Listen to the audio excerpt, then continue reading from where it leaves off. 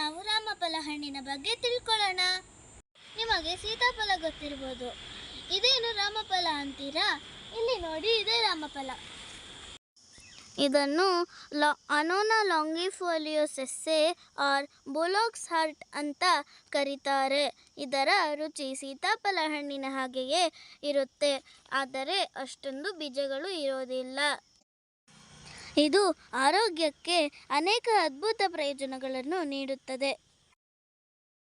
ಕೆಲವು ಹಣ್ಣುಗಳು ಮತ್ತು ತರಕಾರಿಗಳು ನಾವು ಸೇವಿಸೋದಿಲ್ಲ, ಏಕೆಂದರೆ ಅದರ ಹೆಚ್ಚಿನ ಮಾಹಿತಿ ನಮಗೆ ಗೊತ್ತಿಲ್ಲ.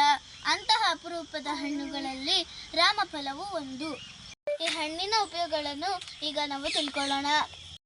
ಈ ಹಣ್ಣಿನಲ್ಲಿ calorie, carbohydrate, protein, fibre, iron, vitamin B1, B2, B3, B5, B6 ಮತ್ತು vitamin C, calcium, potassium, sodium ಮತ್ತೊಂದವೆಲ್ಲ ಸಮೃದ್ಧವಾಗಿದೆ.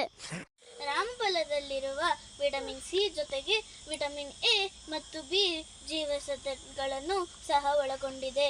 ಇದು ರೋಗ ನಿರೋಧಕ ಶಕ್ತಿಯನ್ನು ಹೆಚ್ಚಿಸುತ್ತದೆ. ವಾತಾವರಣ ಬದಲಾದಾಗ ಉಂಟಾಗುವ ಸಣ್ಣ ಪುಟ್ಟ ಆರೋಗ್ಯ ಸಮಸ್ಯೆ ತಡೆಯೋಕೆ ಈ ಹಣ್ಣು ಸಹಕಾರಿಯಾಗಿದೆ. ರಾಮಫಲ ತೂಕ ಇಳಿಸಲು ಕೂಡ ಸಹಾಯವಾಗಿದೆ. ಇದರಲ್ಲಿರುವ ವಿಟಮಿನ್ B6 ಹೃದಯದ ಬಳಿ ಕೊಬ್ಬಿನ ಸಂಗ್ರಹವನ್ನು ನಿಯಂತ್ರಿಸೋದ್ರಿಂದ ಹೃದಯ ಸಂಬಂಧಿ ಸಮಸ್ಯೆಗಳನ್ನು ತಡೆಯುತ್ತದೆ ಮತ್ತು ಕಿಡ್ನಿ ಕಲ್ಲುಗಳ ಬೆಳವಣಿಗೆಯನ್ನು ತಡೆಯುತ್ತದೆ. ರಾಮಫಲ ರಕ್ತಹೀನತೆಗೆ ಚಿಕಿತ್ಸೆ ನೀಡಲು ಸಹಾಯ ಮಾಡುತ್ತೆ.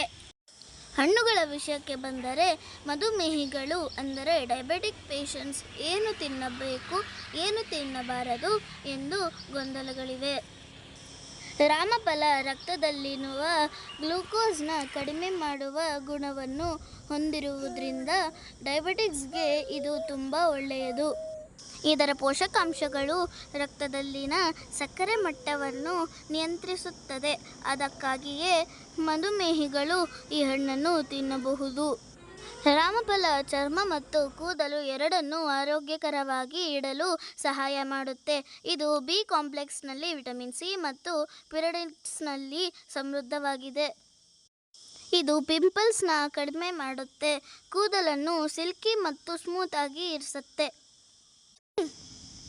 ಕೂದಲು ಉದುರುವುದು ನಿಲ್ಲುತ್ತೆ. ನಿಮ್ಮ ತ್ವಚೆಯಲ್ಲಿ ಹೊಳಪನ್ನು ಕಾಪಾಡಿಕೊಳ್ಳಲು ಸಹಾಯ ಮಾಡುತ್ತೆ. ಜಾಯಿಂಟ್ ಪೇನ್ಸ್ಗೆ ರಾಮಫಲ ಅತ್ಯುತ್ತಮ ಔಷಧಿಯಾಗಿದೆ. ಇದು ಉರಿಯೂತ ನಿವಾರಕವಾಗಿದ್ದು, ದೇಹದಲ್ಲಿ ಸ್ವತಂತ್ರ ರಾಡಿಕಲ್ಲುಗಳಿಂದ ಉಂಟಾಗುವ ಹಾನಿಯ ವಿರುದ್ಧ ಹೋರಾಡಲು ಸಹಾಯ ಮಾಡುತ್ತೆ. ರಾಮನಾಮ ಎಲ್ಲೆಲ್ಲೂ ಕೇಳಿಸುತ್ತಿರುವ ಈ ಸಮಯದಲ್ಲಿ ಎಲ್ಲಿ ನೋಡಿದರೂ ಈ ಅದ್ಭುತ ರಾಮಫಲವನ್ನು ಬಿಡಬೇಡಿ. ಆರೋಗ್ಯಕರ ಸಸ್ಯಗಳ ಬಗ್ಗೆ ಮತ್ತಷ್ಟು ತಿಳಿಯೋಣ. ಜೈ ಶ್ರೀರಾಮ್.